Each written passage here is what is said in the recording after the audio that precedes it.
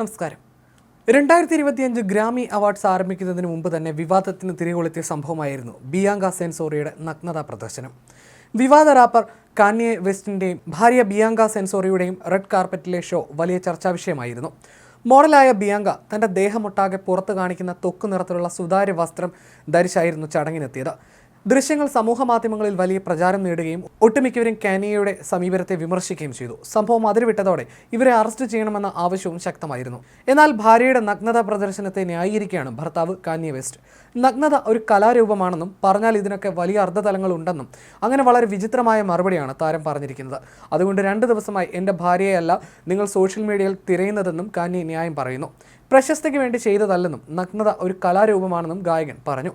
വേദിയിൽ നഗ്നത പ്രദർശിപ്പിച്ചപ്പോൾ കടുത്ത വിമർശനം ഉയർന്നതോടെ ബിയാങ്കയ്ക്കൊപ്പം കാന്യയും പുറത്തു പോവുകയും ചെയ്തിരുന്നു.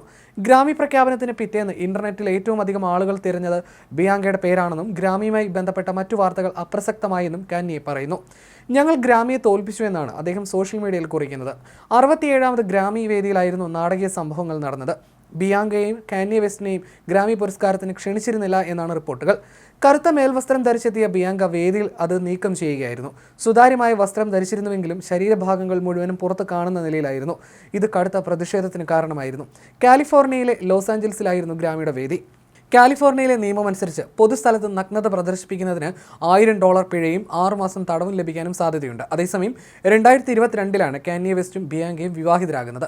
സമൂഹ മാധ്യമങ്ങളിൽ അശ്ലീല ചിത്രം പങ്കുവച്ചുവെന്ന് ആരോപിച്ച് നേരത്തെ ദമ്പതികൾക്കെതിരെ ആരോപണം ഉയർന്നിട്ടുണ്ട്.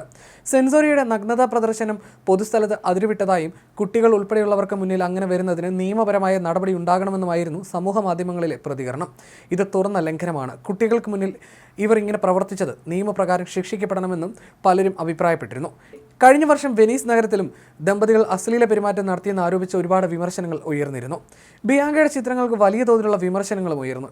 കാലിഫോർണിയയുടെ നിയമമനുസരിച്ച് നഗ്നതാ പ്രദർശനത്തിന് ബിയാങ്കയ്ക്കെതിരെ നടപടിക്ക് സാധ്യതയുണ്ടെന്നും റിപ്പോർട്ടുകളുണ്ട്.